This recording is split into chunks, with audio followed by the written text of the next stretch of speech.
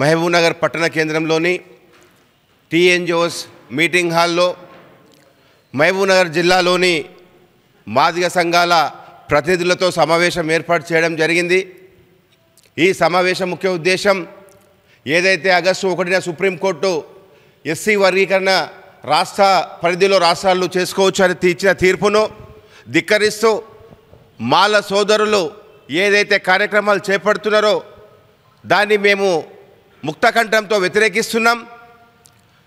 ఈ దేశ అత్యున్నత న్యాయస్థానమైన సుప్రీంకోర్టు ఇచ్చిన తీర్పును వ్యతిరేకిస్తున్నారు. ఖబర్దార్ బిడ్డ మాలల్లారా. వివేక వెంకటస్వామి, నీకు మంత్రి పదవి రానందుకే, ఈ కాంగ్రెస్ ప్రభుత్వంలో నీకు మంత్రి పదవి రానందుకే నీ స్వార్థం కోసం మాలలందరినీ వాడుకుంటూ ఈరోజు మరో ఎస్సీ వర్గీకరణ కాకుండా మరో కుట్ర చేస్తున్నావు. ఖబర్దార్ బిడ్డ జాగ్రత్త అని చెప్పి ఈ సందర్భంగా హెచ్చరిస్తున్నాం. ఎస్సీ వర్గీకరణ సాధన కోసం గత 30 సంవత్సరాలుగా మాదిగ ఉపకులాల ప్రజలు ఎన్నో పోరాటాలు, ఎన్నో రాస్తారోకోలు, ధర్నాలు చేసి చివరకు మాదిగ బిడ్డల ఆత్మ బలిదానాలు చేసుకున్న ఈ ప్రభుత్వాలకు చీమ కుట్టినట్లయినా లేదు. ఈ 30 ఏళ్ల సుదీర్ఘ పోరాటంలో సుప్రీంకోర్టు ఇచ్చిన తీర్పు, ఆగస్టు 1న తీర్పు ఇచ్చిన వెంబడే గౌరవనీయ రాష్ట్ర ముఖ్యమంత్రి వర్యులు రేవంత్ రెడ్డి గారు నిండు అసెంబ్లీ సాక్షిగా ఎస్సీ వర్గీకరణ న్యాయమైన డిమాండు దేశంలోనే తెలంగాణ రాష్ట్రం మొదటగా ఉంటుంది, ఎస్సీ వర్గీకరణ చేసడంలో మేము ముందుంటామని చెప్పి ఇచ్చిన మాట కట్టుబడి ఉండాలని చెప్పి మేము రేవంత్ రెడ్డి గారికి అప్పీల్ చేస్తున్నాం.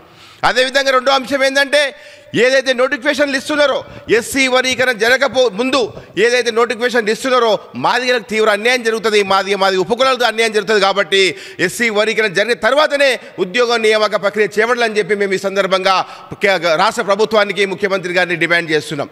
ఎస్సీ వర్గీకరణ జరగడం వల్ల ఒక కుటుంబంలో 4 అన్నదమ్ములు ఉంటే ఒక తండ్రి సంపాదించిన ఆస్తి ఏ విధంగా సమపాలన న్యాయంగా పంచుకుంటామో అదేవిధంగా జనాభా భాష ప్రకారం మేమెంతమందిమో మాకంత వాటా అనే ఉద్దేశంతోన ఎస్సీ వర్గీకరణ కోసం పోరాటం చేస్తుంటే ఈ నీతి మాలిన మాలలు కుట్రలు కుతంత్రాలతో ఈ ఎస్సీ వర్గీకరణ అడ్డుకునే ప్రయత్నం చేస్తున్నారు. ఎంతటికైనా సిద్ధం. ఎస్సీ వర్గీకరణ సాధననే మా ముఖ్యం. మాదిగల చిరకాల స్వప్నం ఎస్సీ వర్గీకరణ సాధన. ఈ ఎస్సీ వర్గీకరణ సాధన కోసం ఈరోజు మహాత్మా జ్యోతిబా వర్ధంతి సందర్భంగా పెద్దలు గౌరవనీయులు రాయకంటి రామదాస్ గారు, సింగిరెడ్డి పరమేశ్వరన్న గారు, జుట్ల హనుమంత్ సార్ గారు, గడ్డమీది గోపాల్ గారు, ఎల్ రమేష్ గారు, అశోక్ గారుల వీళ్ళంతా సారథ్యంలో మహబూబ్ నగర్ మాదిగల అధిక ఉన్న జిల్లా మహబూబ్ నగర్ జిల్లా. ఈ మహబూబ్ నగర్ జిల్లా నుంచే మరొక ఉద్యమంకు పిలుపునిస్తున్నామని చెప్పి ఈ సందర్భంగా మాకు తెలియజేస్తున్నాం. మీరు ఏదైతే ఉద్యమం ఇప్పటిదే మీరు ఉద్యమం తక్షణం ఆపుకొని మాదిగా ఎస్సీ వర్గీకరణకు మీరు మద్దతు ఇచ్చి ఎస్సీ వర్గీకరణ అయిన తర్వాత అందరం కలిసి రాజ్యాధికారం వైపుగా పోరాడడానికి మీరు ప్రయత్నం చేయాలి. కానీ ఎవరో ఒకరి లాభం కోసం, ఎవరో ఒకరి స్వలాభం కోసం వారు మీరు కుట్రలు కుతంత్రాలు బంద్ చేసుకొని న్యాయమైన డిమాండు, తెలంగాణ రాష్ట్ర సాధన ఎంత న్యాయమైన డిమాండో ఏబిసిడి వర్గీకరణ అంత న్యాయమైన డిమాండ్. కాబట్టి మాల సోదరులకు ఒకటి అప్పీల్ చేస్తున్నాం. ముఖ్యమంత్రి రేవంత్ రెడ్డి గారు, అదేవిధంగా ఏఐసిసి ప్రెసిడెంటు మల్లికార్జున ఖర్గే గారు, రాహుల్ గాంధీ గారు ఏదైతే చేవెళ్ళ డిక్లరేషన్లో మాట ఇచ్చిరో ఎస్సీ వర్గీకరణ కట్టుబడి ఉంటామని చెప్పి ఆ మాట ప్రకారం కాంగ్రెస్ పార్టీ కట్టుబడి ఉండాలి.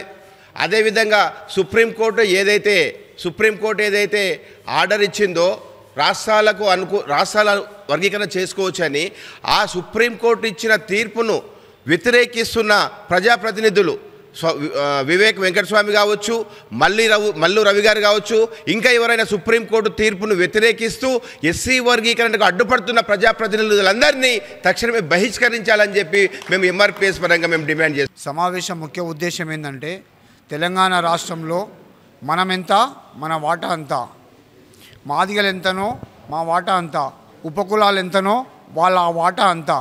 కాబట్టి మాలలు ఏదైతే ఉన్నారో మాలలు కూడా మీరెంత ఉంటే మీరంతా వాటా తీసుకోండి. కానీ అన్యాయంగా అందరి వాటా మీరే తినడం అన్నది అన్యాయమే. కాబట్టి వర్గీకరణకు సహకరించి మీరెంతనో మీ వాటంతా తీసుకోండి, మేమెంతనో మాకంత ఇవ్వండి.